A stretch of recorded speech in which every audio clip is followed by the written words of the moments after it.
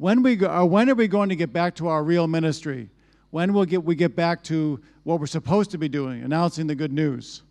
And it seems like this dealing with child sexual abuse is a distraction from the real message and the real ministry that we're called to.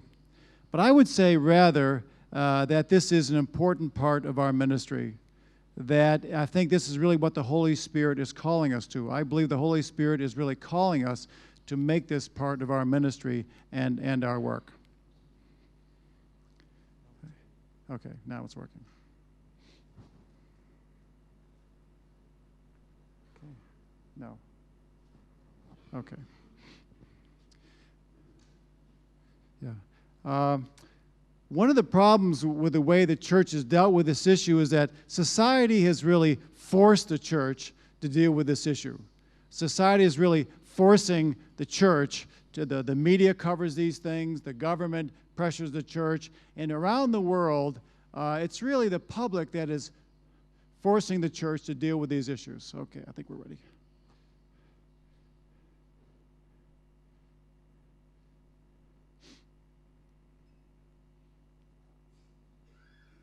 I'm sorry for this. Lo siento mucho. No, it doesn't work. Okay. Yeah, so, but a gospel vision really demands, I think, that the Catholic Church be a leader in promoting the safety of children at large. I think our computer is no functional. No, it doesn't work.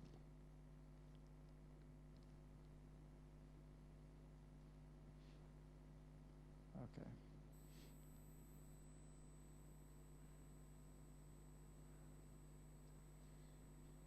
Okay. Okay. Nuestro mandato evangélico exige que la Iglesia Católica lidere la promoción de la seguridad infantil de la Iglesia en la sociedad en general. I believe that a gospel vision really demands that we take this ministry seriously. After you read the gospel message, you begin to realize how Jesus feels about children. Jesus said, "Let the children come to me and do not prevent them, for the kingdom of God belongs to such as these." And also, he has a very strong statement. Whoever causes one of these little ones who believe in me to sin, it would be better for him to have a great millstone hung around his neck and to be drowned into the depths of the sea. Y lo hundieran en el fondo del mar.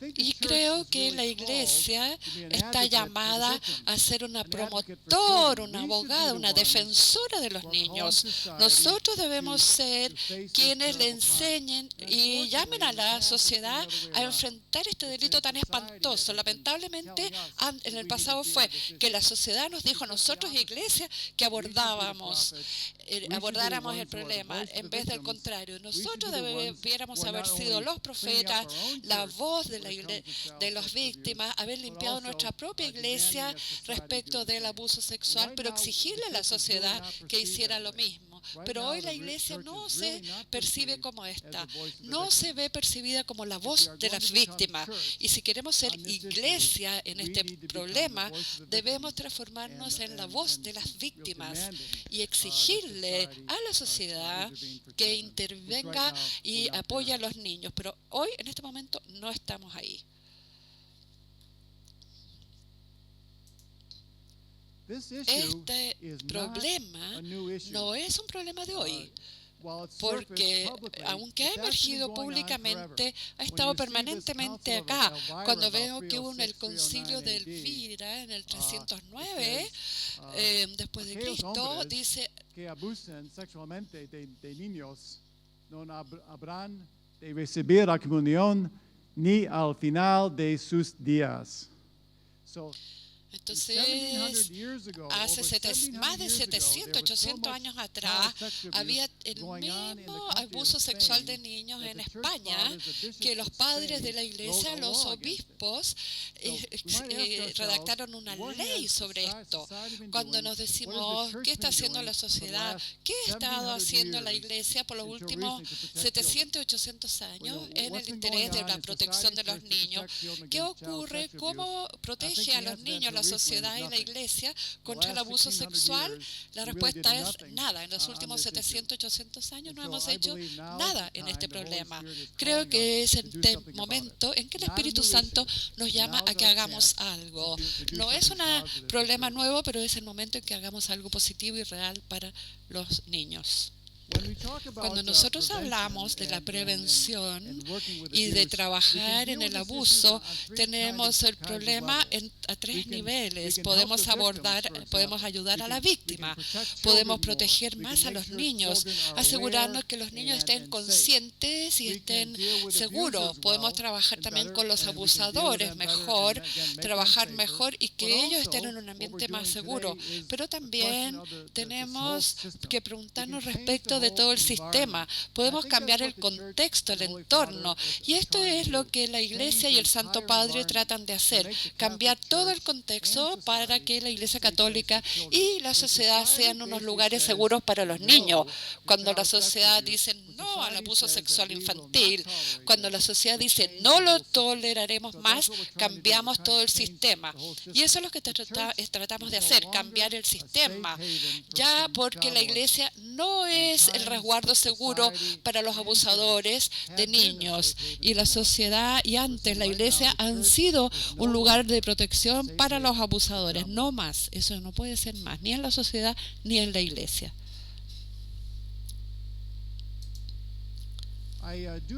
Yo hice este trabajo para las conferencias episcopales en todo el mundo. He trabajado con muchas conferencias y cuando vemos lo que hizo la Iglesia en los últimos 50 años, repetimos el mismo error una y otra vez. En cada país, país tras país, caen los mismos errores. Hay un proceso de aprendizaje de cómo abordar este problema.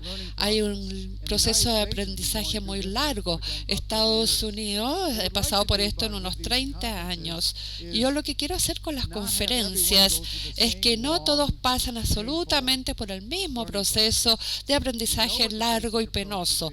Sabemos cuál debe ser el enfoque básico, sabemos cuáles son los problemas básicos. Aprendemos para que no tengamos que reinventar la rueda, que no en Santiago pasen 30 años aprendiendo sobre el problema de abuso sexual infantil, ni que los países de África pasen por los mismos 30 años del proceso de aprendizaje, ni que los países de Asia duren 30 años pasando por el mismo proceso.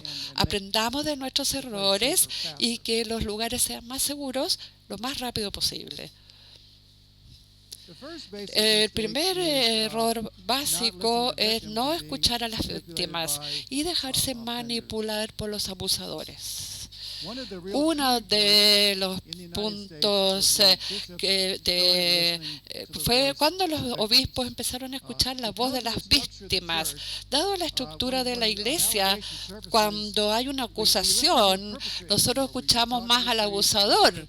Escuchamos al sacerdote, hablamos con el sacerdote, escuchamos su lado de la historia, pero tendemos a no escuchar directamente a las víctimas. Y lo que ocurre es que el abusador tiende a manipular el sistema. Un abusador una persona que comete abuso infantil son manipuladores, mientes. Y en el pasado el obispo se sentaba con el sacerdote y le preguntaba, ¿usted hizo esto? El sacerdote decía, no, señor obispo, no lo hice. O decía, tal vez pude haber hecho arte, pero fui, me confesé y listo. Pero el obispo dice, ok, perfecto, váyase a un retiro y no lo vuelva a hacer. Y parece que con esto ya estábamos listos. Escuchan al abusador, pero no escuchaban a las víctimas. Debemos cambiar eso. Nuestra primera preocupación es escuchar a las víctimas. Un obispo norteamericano dijo, nuestro error fue que nos olvidamos que las víctimas son personas que van son parroquianos, van a nuestra iglesia. Olvidamos que las víctimas eran parte de nuestro rebaño. Así que tenemos que cambiar e invertir absolutamente esto. Primero, las víctimas. Primero, siempre la víctima. Entonces, la primera recomendación es tener una política que coloque a las víctimas en primer lugar, pero no lo hacemos mucho, porque toda nuestra energía, nuestro tiempo, nuestro enfoque nos dirigimos al abusador, y en la mayoría la energía va hacia el abusador. Gastamos dinero, tiempo, debiéramos pasar también con el abusador, sí, pero básicamente tenemos una opción preferente por los pobres, por los que sufren. El enfoque debe cambiar, y cuando cambia y orienta a las víctimas primero, cambia toda la forma en que abordamos este problema. Cuando los obispos escuchan, y como iglesia escuchamos a las víctimas, nos empezamos a dar cuenta de algo muy importante, que los abusadores no son confiables, mienten, tal vez hay más víctimas de las que pensamos que hay, y que el abuso causa muchísimo dolor que puede durar la vida entera, y que cuando las víctimas hablan y dicen, tiende a no creérseles o se las trata de forma superficial. Una política que ponga a las víctimas en primer lugar, y si lo hacemos probablemente vamos a hacerlo bien, pero el hecho es que la estructura de la iglesia atenúa esto, atenta contra esto, porque tendemos a colocar primero al abusador, y si hacemos esto, el enfoque va a estar errado. Este es el arzobispo Cupich de Estados Unidos, era el presidente del comité estadounidense de protección infantil. Él dijo, esta es la regla de oro, su enfoque es, si nosotros nos esforzamos, siempre ponemos al niño en el centro de la discusión, no podemos equivocarnos. A veces colocamos al abusador en el centro de la discusión, o la reputación de la iglesia. El Santo Padre dijo, si tratamos de proteger la reputación de la iglesia y nos quedamos callados, vamos a hacerlo mal. Si queremos que la cosa se trate de forma muy para callado, para poder proteger la reputación de la iglesia, el resultado al final fue que el enfoque causaba un mayor escándalo. Pero si ponemos a los niños primero, sus problemas primero, allí es mucho mejor. Primero las víctimas.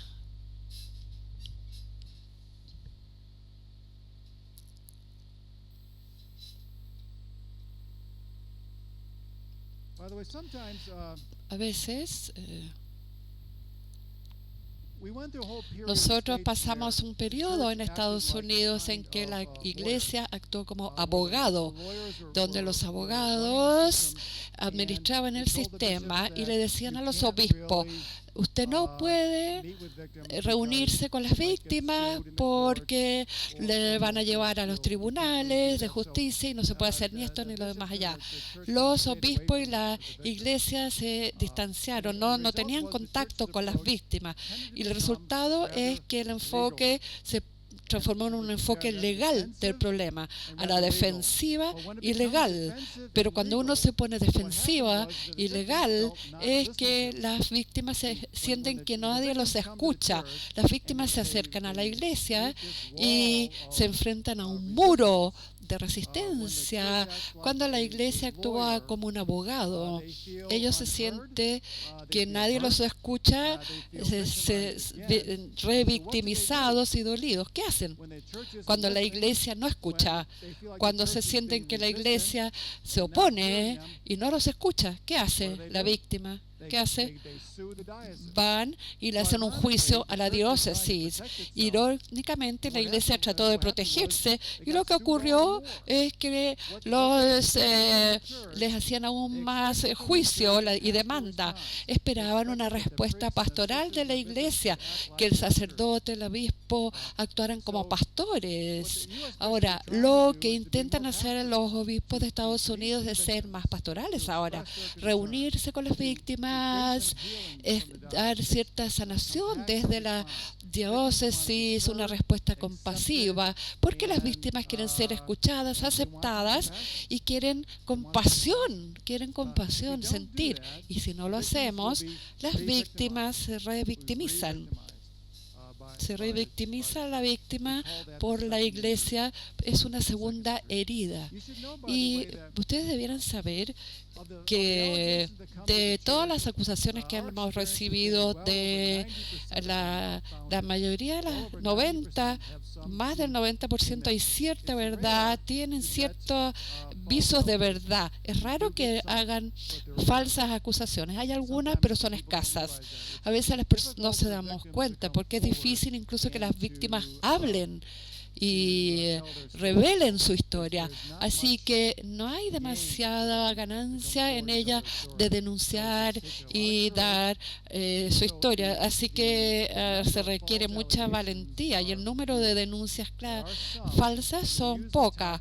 Hay algunas normalmente vinculadas con dinero. Hay muchos juicios civiles, pero pueden haber falsas acusaciones. Pero a veces la historia de las víctimas puede no ser no son 90% exacta.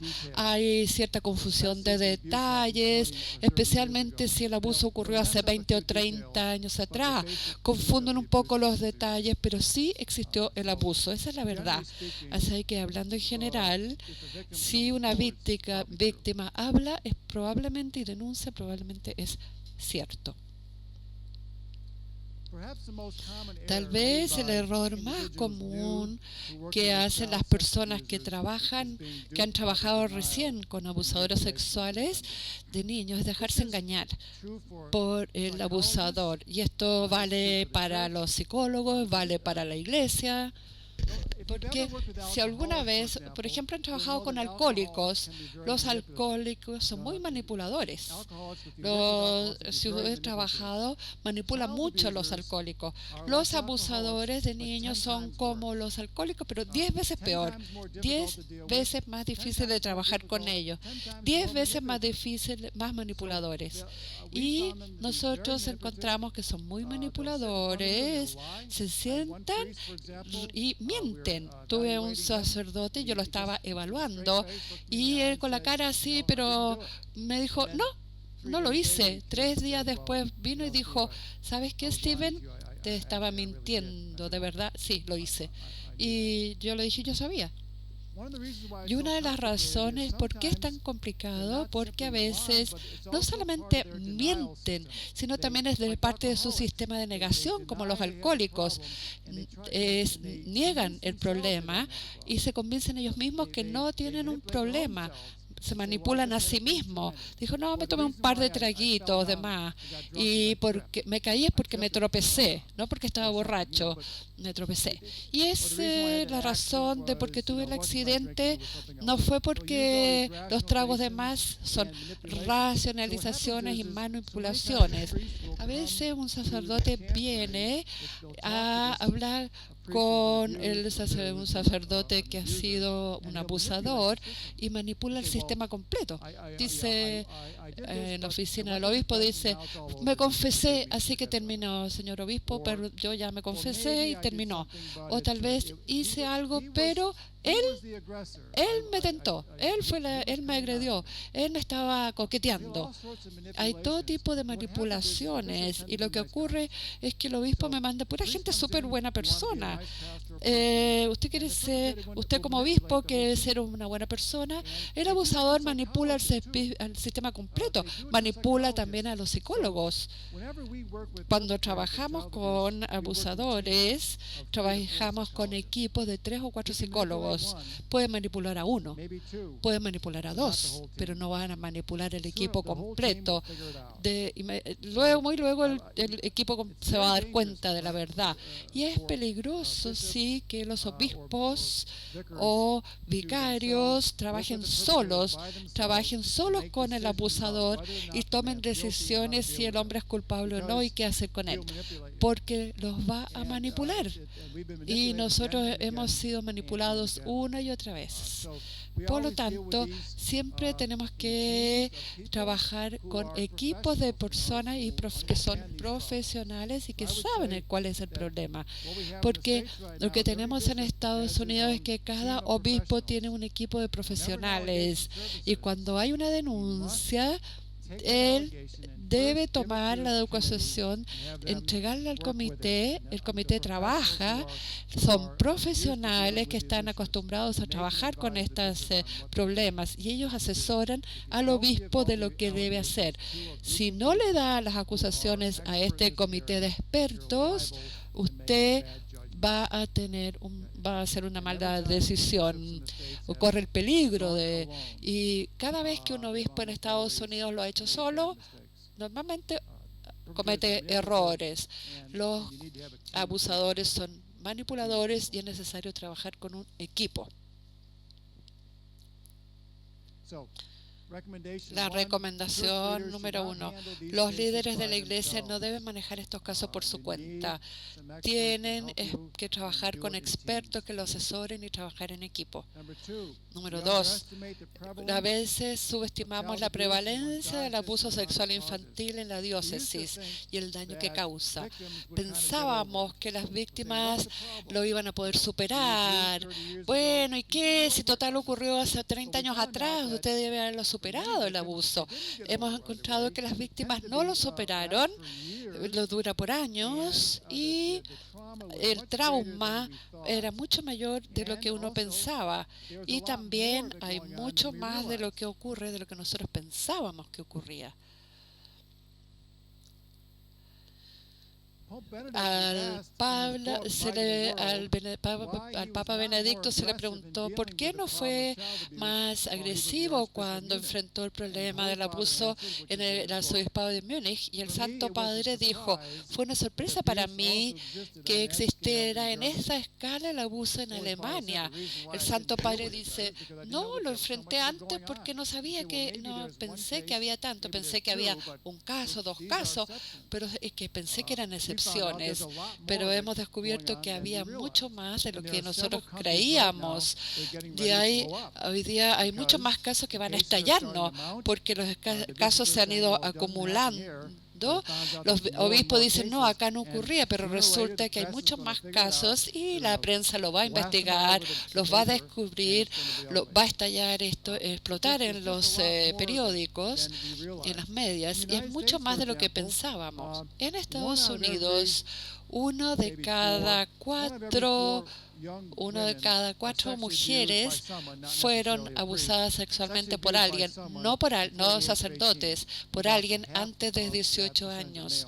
Y la mitad son mujeres, o sea, 1 de cada 4 y 1 de cada 8 hombres son abusados en algún momento. Es mucha gente. Hay mucho más abuso en general de lo que nosotros sabemos. Y lamentablemente a veces son los sacerdotes quienes han cometido este abuso. Así que hay mucho más de lo que nosotros sabíamos. Cuando primero estallaron los primeros casos en la iglesia en Estados Unidos, todos dijeron: es problema de Estados Unidos. No, acá no pasa. Y luego empezaron a surgir problemas en Canadá, en Irlanda, en Escocia, en Inglaterra. No, estos problemas del mundo anglosajón occidental. Y luego Australia, Nueva Zelanda. Ya, sigue siendo un problema anglosajón que está creciendo. Y luego tuvimos casos en Austria, algunos en Francia, algunos en Colombia, en distintos países. Y las personas sigue expandiéndose. Entonces seguimos diciendo: no, acá sí que no pasa. siempre es un problema que pasa en otro país, en otro lado. Hay muchos países que siguen diciéndolo. Usted ve países en África, en Asia, y dicen, no, pero eso es un problema del mundo occidental, no es un problema nuestro. Pero cuando le habla a las personas, a los misionarios, al profesor de escuela, a los asistentes sociales, ellos dicen, el abuso se da en todas partes. Hay distintos tipos de expresiones del abuso, pero el abuso infantil se da en todo el mundo, no está limitado a un solo país. Entonces, la segunda recomendación será que debemos, en lugar de esperar a que lleguen las denuncias, porque tendemos a ser medio pasivos, esperamos que lleguen las acusaciones. Si de verdad no queremos ayudar a los niños, debemos ser más activos para determinar qué está ocurriendo. En lugar de esperar que alguien lo denuncie en los medios, debemos de buscar activamente quién puede estar siendo abusado en este país, acá en Chile. ¿Qué está ocurriendo? ¿Qué ocurrió? Hay gente que sabe. Hablen con asistentes sociales, las personas que trabajan con menores. Busquen qué está ocurriendo. Sean activos en buscar cuál es la naturaleza y la raíz antes de que les estalle en la cara. Y luego lo segundo es implementar un programa de prevención. Yo dije antes, sabemos cuáles son los programas básicos de prevención. Hay políticas, y ustedes lo mencionaron, porque ahora sabemos qué es, cómo debe ser un programa de protección infantil adecuado, porque hace 30 años que lo estamos probando en todo el mundo y tenemos los pasos básicos de cómo debiera ser. Por lo tanto, no hay ninguna iglesia para que la iglesia en el mundo no implemente estos programas. Estamos obligados moralmente a seguir estos pasos en cada país del mundo e implementarlos. El Vaticano está tratando de hacerlo. Usted mencionó en el 2011.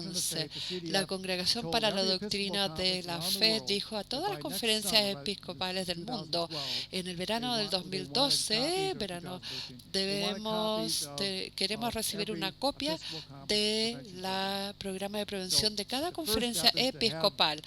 Así que primero tenemos que tener un programa implementado, un programa que se implemente, no un pedazo de papel.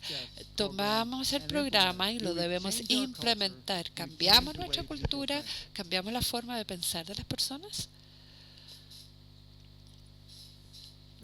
Ahora, ¿cuál es el error número 3?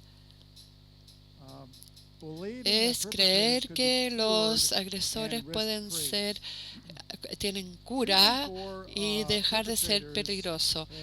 El tratamiento para los abusadores ha mejorado en los últimos años, porque antes pensábamos que era fácil tratar a un abusador, que se podía curar fácilmente y se terminó el problema. Lo que ha ocurrido es que la Iglesia envió a estos sacerdotes a programas, en unos meses volvían y decían, me sané, y el tratamiento decía, está sanado, curado, y volvían a cometer el mismo delito. En St. Luke's, donde yo trabajaba, yo soy un poco parcial, porque hemos tratado a cientos de sacerdotes, abusadores de menores que tienen problemas de alcoholismo, depresión, etcétera. Pero además hemos tratado también a cientos de clérigos abusadores. Conocemos como 6,2% es la tasa de superación. Clínicamente es una buena. El 90% no han vuelto a cometer el delito, solo el 6,2%. Pero el 6% sí cometió de nuevo abuso. Entonces, cometer error con abuso sexual de niños, cometer errores con un misil nuclear. Tenemos 99 misiles nucleares buenos, pero un misil nuclear estalla, es una barbaridad. Así que si tenemos 10 abusadores en la diócesis y usted pasa por un tratamiento y 9 de ellos no vuelven a abusar, perfecto, pero si uno vuelve a cometer abuso por ese una persona, las personas lo dicen, usted sabía que esta persona era un abusador, usted lo colocó de nuevo en el ministerio y ha vuelto a abusar. Usted es culpable moral por el abuso de esta persona. Así que ven el problema. Cuando los obispos estadounidenses fueron a la conferencia de Dallas, uno me dijo, si usted me puede garantizar 100% de que este sacerdote no volverá a abusar, yo lo voy a colocar de nuevo en un ministerio. Yo le dije, no puedo garantizar que ni siquiera usted puede volver a cometer abuso. Yo no puedo, no lo dije así, pero en fin, nada es 100% seguro. Sí, la traductora lo agarró, era una broma. Bueno, nada es 100%, la psicología no es 100%. Cuando nosotros decimos 99% éxito, tasa de, nos sentimos muy bien, pero tenemos que lidiar con el uno que falló. Y esto, los obispos en Dallas adoptaron una política de tolerancia cero. No volverá ningún sacerdote que haya abusado de un menor, no volverá nunca a un ministerio, jamás. Nosotros hemos hablado de tratamiento exitoso, pero no cura. ¿Podemos ayudarlo? Sí. ¿Son mejores? Sí. ¿Podemos reducir la recaída? Sí. ¿Puedo garantizar 100% que no van a recaer? No. Y uno de los peligros es que hay distintos tipos de abusadores y algunos, el viernes va a hablar, algunos tienen 2, 3 víctimas, 2 o 3 ya es mucho, pero hay algunos, unos poquitos, que fueron realmente peligrosísimos. Tenían enorme número. Hubo uno que tuvo 500 víctimas. Hay un puñado de hombres sumamente peligrosos, son sociópatas. Y son los casos que van a ser publicados en la prensa. Gilbert Gall, Boston, el sacerdote, Fall River, son hombres que abusaron de montones, de un enorme número de menores. Y a veces no se sabe. Tenemos este señor que hubo una acusación, 2 acusaciones, es decir, bueno, podemos trabajar con él, pero luego determinamos que de repente empieza a caer un río y ahí de acusaciones y son sumamente peligrosos. ¿Cuál es la recomendación 3A por el bien, para la seguridad del menor y por el bien de los abusadores? Quienes abusan sexualmente de menores deben seguir un programa de tratamiento diseñado para su patología. Un error de los obispos en Estados Unidos es que enviaban a estos abusadores a su médico, a su psicólogo favorito, que no tenía mucha idea de cómo trabajar con abusadores, porque no sabían cómo tratar con los abusadores. Y ahora hay un ministerio especializado. Si hay que tratar a un abusador, asegúrense que vaya a un lugar que sean expertos en este campo, porque es un campo, son cada vez más los programas de tratamiento son cada vez mejores, pero son muy complejos. Y por la seguridad del menor, las personas tienen que saber cómo esta naturaleza horrorosa del abuso sexual, de cómo es, porque uno de los problemas del abuso de menores es que es muy fuerte, son sobrevivientes, está oculto, es un mal oculto, no lo vemos. Y lo que debe hacer la Iglesia, como los obispos han hecho, es pararse acá y hablar de la horrorosa naturaleza del abuso infantil, cómo destruye a las víctimas, cómo destruye a la familia de la víctima, a las parroquias, y a la Iglesia y a la sociedad. Es un cáncer horroroso. ¿Qué puede ser peor que alterar o destruir a un pequeño? Usted está destruyendo el futuro. Y una de las razones de por qué la Iglesia no ha abordado bien este problema, y nuestro historial es pésimo, francamente, y no lo hicimos bien porque creo que es porque subestimado el daño que se causó a los niños, y también subestimamos cómo se sienten los padres. Y para ser empáticos, por ejemplo, piensen hoy, los que son casados o célibes, piensen en una persona joven que ustedes aman más. Piensen en una sobrina, la hermana, un sobrino pequeño que es la persona que ustedes más aman. Imaginen cómo se sienten si supieran que alguien abusó de su sobrino o sobrina que ustedes quieren tanto. ¿Cómo se sentirían? Ustedes estarían furiosos, furiosos y furiosas. Obvio, ustedes no quieren que el obispo, no quieren que sea una buena persona, quieren que hablan con el adolescente, que la iglesia cuide a este adolescente, que el abusador sea castigado, que lo saquen volando del ministerio, que lo saquen de ahí. Y esto es lo que las personas quieren. Pero subestimamos cómo se sienten los padres cuando se abusa de sus hijos. No hemos dado cuenta de la rabia, la ira que sienten los padres cuando se abusa de sus hijos. Nosotros deberíamos sentir la misma ira. Y una de las razones de por qué la sociedad piensa que nosotros no lo entendimos, no lo entendemos, porque no nos enojamos tanto como ellos. ¿Qué hizo Jesús cuando las personas estaban alejando a los niños? Dijo, dejen que los niños vengan a mí.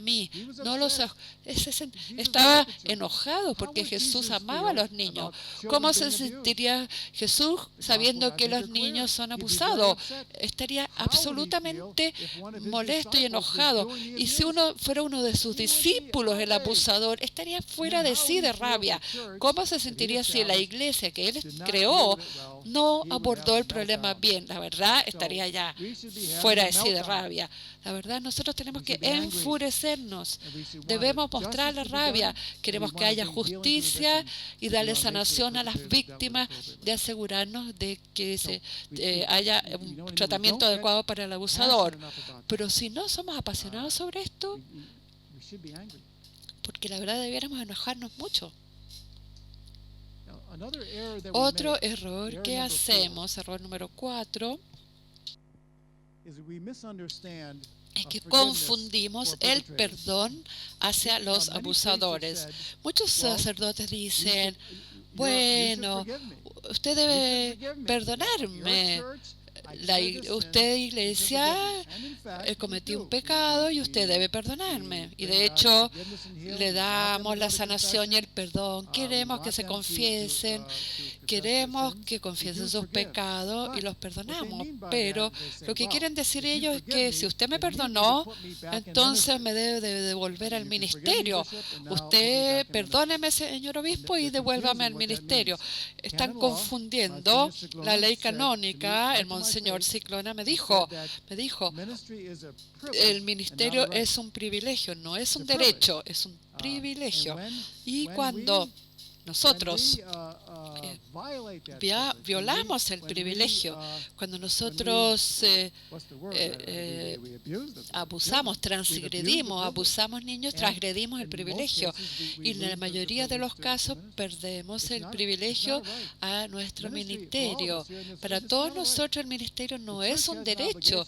La iglesia tiene una obligación. Él tiene una obligación de determinar que todas las personas de esta sala sean las personas adecuadas para el ministerio. No tendrían un ministerio de la diócesis a menos que el obispo y la diócesis saben que tienen adecuados para el ministerio. Si encuentra que esta persona no es adecuada para el ministerio, no le va a dar el ministerio. Y si usted es un abusador de menores, no está adecuado para el ministerio. Tendemos a perdonamos, sí, pero devolverlo al ministerio, no. Benedicto XVI dijo, es necesario que la Iglesia esté alerta para castigar a aquellos que han pecado y sobre todo para excluirlos de cualquier contacto posterior con niños.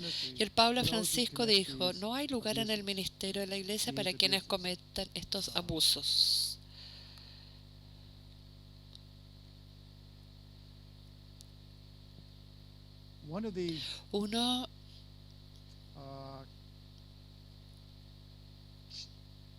Uno de los problemas más difíciles es el tema de la tolerancia cero.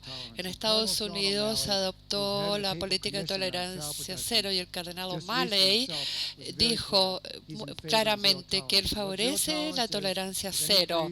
Cualquier sacerdote que haya abusado sexualmente de un menor jamás tendrá un ministerio ni se podrá presentar como sacerdote. Hay conflictos y discusiones respecto de este tema y yo no propongo decirles qué deben hacer, pero yo favorezco la política de tolerancia cero. Antes no, pero los obispos me convencieron y en la experiencia estoy convencido de que es necesario, pero creo que a la larga es la palabra que adoptará la Iglesia, la tolerancia cero, y hay muchas razones para esto. Yo dije antes que uno no puede tolerar ni un solo error. Devolvemos 10 al ministerio, 9 andan bien y se equivoca con uno. No podemos tolerar que cometa ni un solo error más. Ahí el peligro es tan grande para la Iglesia y para las personas que es horroroso. Lo que las personas no se dan cuenta es que hay diferencias, hay distintos niveles de errores o de problemas. Todos somos un poquito neuróticos, todos somos un poquito más o menos así. Todos tenemos nuestras propias cosas raras, pero abusar sexualmente de menor no es una rareza, no es una cosita así como histérica, es una patología y no es muy importante. Hay algo básicamente malo y equívoco. No es que, un pequeñito error, es un error, es un problema. Esas personas tienen un gran problema y una patología. Y cualquier persona con graves problemas no puede estar en el ministerio. Segundo, un obispo me dijo y me convenció, creo que soy el obispo Zupich, tengo que pararme en frente de todas las personas y tengo que decirle, de que yo sepa, no hay ningún sacerdote de esta diócesis que esté en el ministerio y que haya abusado sexualmente. Si alguien le pregunta, Eminencia, ¿hay algún sacerdote en esta diócesis que haya abusado a niños? Y usted diga, tal vez. Usted no puede decir tal vez. La Iglesia tiene que pararse y decir ninguna persona del ministerio, hasta donde sabemos, que haya abusado sexualmente de menores. ¿Qué piensan las personas? Recuerden, las personas piensan. Yo hice un estudio en cómo se sienten las personas en esto que hayan devuelto al ministerio algunas personas, ser alejados de menores, que lo tratamos, lo hicimos por 10 años, por colocar a gente alejado de menores. A las personas no les gusta. Cuando descubren que este sacerdote fue un abusador de menores, no lo quieren para nada. Y te dicen, ustedes sabía que era un abusador sexual y sin embargo lo colocaron acá. No pueden creerlo, que lo devolvieron al ministerio. No nos damos cuenta cómo se sienten las personas sobre este problema cuando su hijo amado, por quien han dado la vida, han sido abusados y agredidos. Es increíble. Entonces, adoptamos la política de tolerancia cero y creo que finalmente a la larga todos los países lo adoptarán. Acá tenemos un problema difícil, el tema de los sistemas legales. En países que tienen un sistema de justicia penal que funciona, los líderes de la Iglesia deben derivar todas las acusaciones de abuso infantil a las autoridades civiles. Creo que esto es en general cierto. Hay países donde se trabaja con un sistema legal que no sabe cómo trabajar con estos problemas y son poco productivos. En la mayoría de los países el sistema de justicia penal está bien y ellos son los que asumen el problema. Y hay un número de razones por qué lo hacemos. El Papa Papa Juan Pablo II, cuando se reunieron los cardenales de Estados Unidos, dijo: el abuso sexual infantil es un crimen y un pecado, pero es un delito y un pecado a la vez. Es un delito de la sociedad civil, y la sociedad civil tiene la obligación de que ellos enjuicien un delito penal. Nosotros tenemos nuestra ley, pero nosotros tenemos que responder ante la justicia penal. Había una época en la iglesia que cuando usted era hermano o sacerdote, usted tenía como una especie, estaba exento. La ley decía: nosotros lo abordamos con la ley canónica, ustedes, autoridades civiles, la verdad, no se metan. Pero hubo un momento en que la iglesia hacía esto. Pero se terminaron estos días en la mayoría de los países. Se terminaron estos días. Hermanos sacerdotes, hermanas religiosas, tenemos que ser buenos ciudadanos del país al cual pertenecemos. Y si se comete un delito, debemos ser responsables. Es un gran cambio en Estados Unidos. Si uno ve algo ilegal, los obispos de Estados Unidos lo van a poner en manos de la autoridad penal. Si usted roba cientos de miles de dólares de su parroquia, el obispo de la diócesis lo va a entregar a la autoridad penal de su. Ahora hay un cambio. No estamos exentos ya más de la ley penal civil. Nosotros lo entregamos en manos de la autoridad civil. Y otra razón de por qué es tan importante denunciar estos casos es porque detiene el secretismo, el ocultamiento, porque con nosotros lo entregamos a la autoridad penal civil.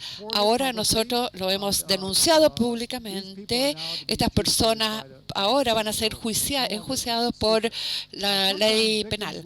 Ya no deja de ser un secreto, porque a veces las víctimas dicen: no quiero que la autoridad civil sepa de esto. Lo que hacíamos en muchos lugares es que nosotros le decimos: si usted viene a la diócesis y hay una acusación, informa una acusación de abuso sexual, hay que denunciar a la autoridad civil. Y una razón es que probablemente usted no es la única víctima. Si usted fue victimizada por esta persona, pueden haber un montón más de otras víctimas y puede estar cometiendo este crimen, el delito. Y una de las razones por qué informamos a la autoridad civil es para que se investigue por qué este sacerdote puede estar todavía abusando de otros niños. Debemos ser transparentes, debemos cooperar con la autoridad civil, y una de las formas de hacerlo es que nosotros informamos de toda denuncia a la autoridad civil. Creo que hay diferencia en distintos países, pero para nosotros en general ha funcionado bien. Y creo que hay dos cosas que debiéramos haber hecho distinto para que no haber tenido la crisis. Primero, desde el comienzo debiéramos haber informado todos los casos a la autoridad civil, a la justicia. Tal vez son tres cosas. Segundo, debiéramos haber escuchado a las víctimas primero. Y tercero, jamás debiéramos haber repuesto a este sacerdote en el ministerio. Esas son las tres cosas que se transformaron en el gran problema. No escuchamos a las víctimas, no informamos a la autoridad civil y regresamos a la persona al ministerio. Fueron las tres cosas que hicieron que el público estuviera furioso con la iglesia. Planes de seguridad. Otro problema que tenemos es que una vez que termina el proceso, se va a la cárcel o se lo retira del ministerio, ¿qué hacemos? Si es el lado laico, bueno, listo, se va, haga su trabajo, está en la sociedad, no es responsabilidad nuestra si es un laico. Pero en la mayoría de los casos, 80% en Estados Unidos, no ha sido. Tenemos un grupo de sacerdotes hoy, algunos cientos de sacerdotes que no volvieron al estado civil, que están en el limbo, no están en el estado civil laico. Es como que volvió el limbo para ellos. Son hombres que están en el limbo ahora. Pregunta, ¿qué hacemos con ello? No tenemos una buena respuesta. Las órdenes religiosas tienen un poquito más de flexibilidad. Normalmente los tienen en una casa y los dejan trabajando en los archivos, por ejemplo. El problema es que los archivos están llenos. Tenemos demasiada gente trabajando en los archivos. Bueno, pero bueno, ¿qué vamos a hacerle? Pero en las diócesis no tenemos casas de retiro donde puedan ir estos sacerdotes.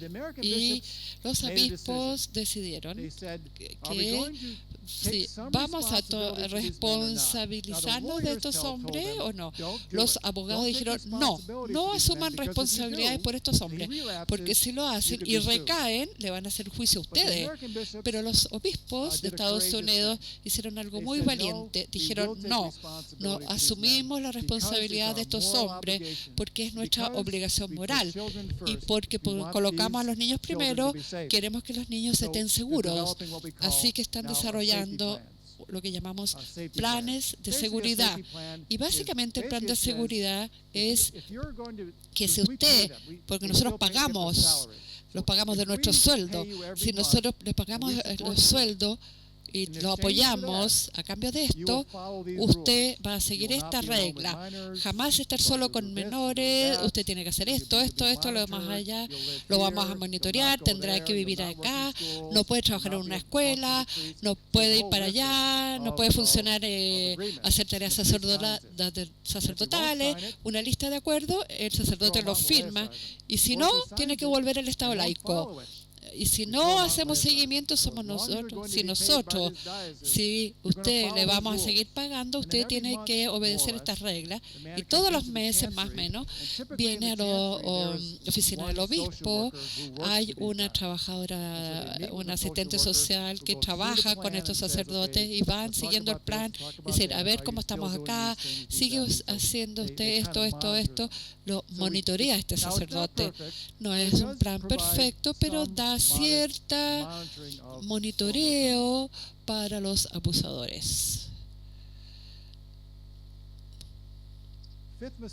El error número 5 es que ha habido una deficiente selección o screening y mala formación en sexualidad humana en los sacerdotes.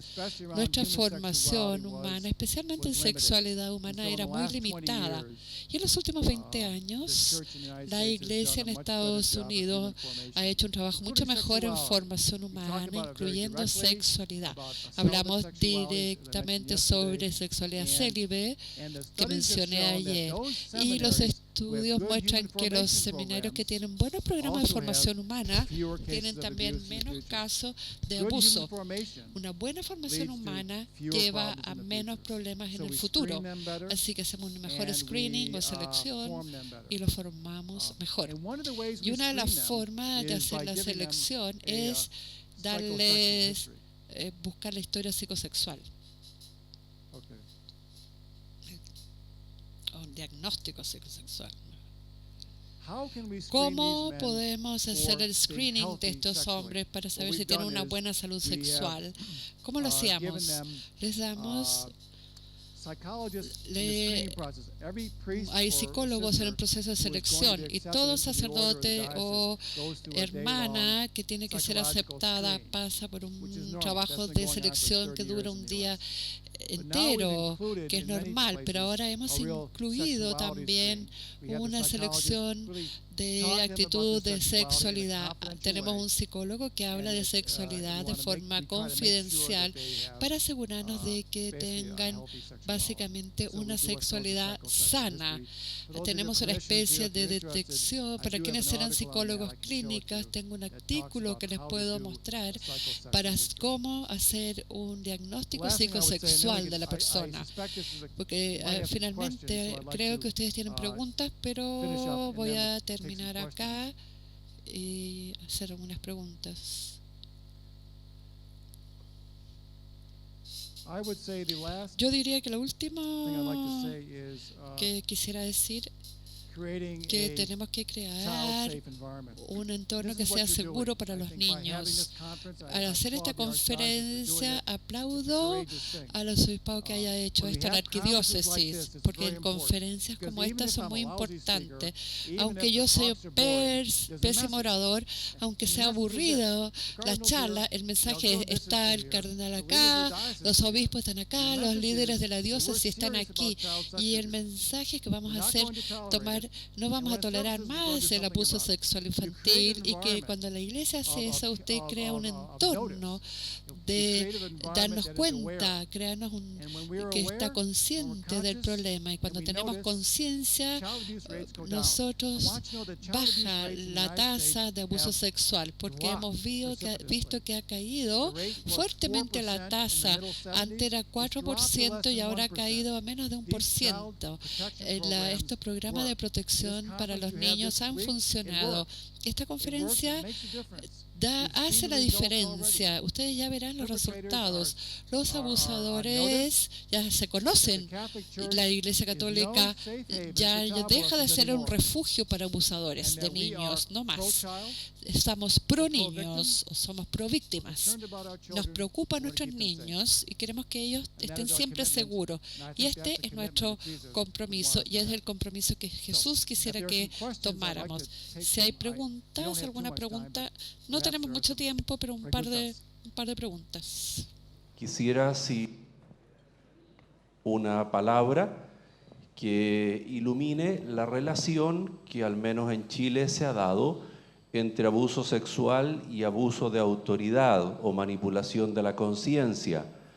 Porque si bien es tan grave lo primero, pienso que es mucho más común, más masivo y más difícil lo segundo, cuando hay abuso de conciencia por abuso de autoridad, ya sea en la dirección espiritual o en el gobierno. ¿Qué vínculo ve usted y cómo se puede trabajar eso otro en cuanto a descubrirlo, prevenirlo y la sanación también después? No sé muy bien cuáles los casos del abuso de autoridad por el gobierno. ¿Le puede dar un poquito de ejemplo de lo que pasó en Chile, algún breve? El tema de abuso del gobierno o abuso de la autoridad. Yes, of course. En español nomás. ¿Quién es? Sí. Ya. Bueno, bien, a mí me tocó vivirlo. No lo aprendí en los libros, sino que vivirlo por largos años. Alguien que finalmente fue acusado y condenado por abusos sexuales ejerció sobre mí y sobre muchos otros una manipulación de conciencia y un abuso de autoridad. Está en tela de juicio hoy día si eso fue conocido por la autoridad o no fue conocido, porque uno se encuentra ahora, yo cuando llegué a trabajar con él era un escolar, y me doy cuenta ahora que había presbíteros que ya sabían que manipulaba las conciencias y que tenía acusaciones de sexualidad. Y bueno, después cuesta mucho reconstituir la personalidad, el ministerio, ver cómo yo me inserto. Para muchos también, quienes hemos sido víctimas en ese sentido, parecemos cómplices, lo cual es doblemente un agravio, porque uno quiere repensar su vida. Además tiene la lacra que los demás lo miran como medio cómplice. Entonces, por eso que yo lo veo muy, muy grave. Y he visto en torno a mí la destrucción de muchas personas que vivieron otra vida, que no era la que ellos querían y, por supuesto, tampoco la que Dios quería. Por si acaso, yo estoy muy contento de haber sido sacerdote, así que no tengo ese problema. Estoy dentro del 80 o del 90% y volvería a hacerlo.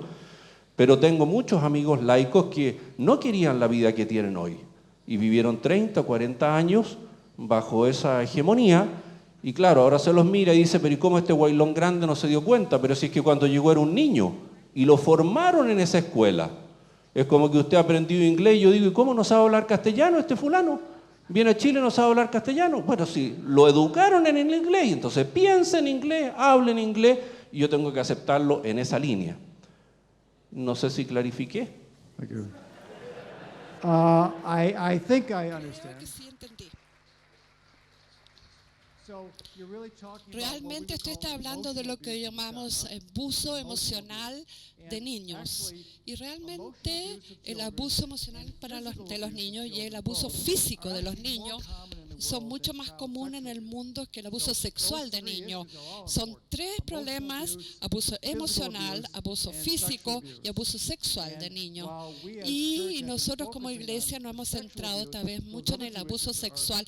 Estos dos problemas son mucho más prevalentes y por supuesto son igualmente importantes. Creo que tal vez en el futuro, una vez que lo hagamos mejor en el tema del abuso sexual, podremos enfocarnos más en las cosas que usted habló. Pero sí, por supuesto, nuestra sociedad está reconociendo que existen estos problemas y de hecho también en Estados Unidos también hay que denunciarlo. Lo que dice usted, también hay que denunciarlo a la autoridad civil. El abuso físico es un delito, el abuso emocional podría ser, pero entiendo perfectamente lo que usted dice. De hecho, el abuso sexual infantil es un abuso de poder más una descarga sexual. Es el mismo. Hay un abuso de poder y hay un resultado. Es como la violación de la mujer. Es un abuso de poder, pero también es un abuso de su sexualidad. Son los dos juntos, de la violación. Muchas gracias por haber presentado este tema. La pregunto en castellano. Sí. Cuando se pone al niño en el centro, en una cultura que se ve sorprendida por el abuso, me ha tocado asistir ya a 4 casos en que los niños han sido manipulados para mentir. Las personas acusadas fueron declaradas inocentes y hoy día tienen su vida destruida. El terror de que pueda haber un caso real nos puede a nosotros también poner en situación de considerar que dentro de lo horroroso que es el abuso sexual, uno pueda darle credibilidad a relatos que no son verdaderos. En ese sentido, ¿cuál ha sido su experiencia en salir del terror de ser acusado para entrar en la verdad del relato del niño? Really telling the truth and you are not fearing anymore to become accused falsely. Es muy difícil, ¿eh? Por eso dije desde el comienzo que encontrar la verdad en estos casos es muy complejo y aunque los medios lo hacen parecer fácil, no es nada de fácil. Y quien haya trabajado en este tema sabe cuán complicados pueden ser, porque hablando en general, cuando las víctimas hacen las acusaciones, en general ustedes ven que es su verdad, pero uno de los problemas que hemos tenido, si lo que usted dice sí es correcto, que hay niños que los someten a presión, incluso como adultos. A veces cuentan su historia, hay tanta presión y luego se retractan. A menudo los niños hacen la acusación y después se retractan. Pero de hecho resulta que la historia era verdad. Lo que decían, tratamos de crear un entorno en que se escuche y se crea a los niños, crear un ambiente seguro para los niños y se sientan libres. Pero sí, es muy complicado, absolutamente. Pero una de las cosas que nos ayuda, es verdad, es cuando hay más de una acusación. Ahí es más fácil. 4, 5, 6 personas que hacen la misma acusación y todos dicen lo mismo, es mucho más fácil. Una sola es mucho más difícil, sí. Entiendo que lo que es importante que es muy difícil trabajar en estos casos. Creo que hay que terminar, ¿no es cierto? Gracias, Monseñor. Le damos un caluroso No, aplauso. let's give Monseñor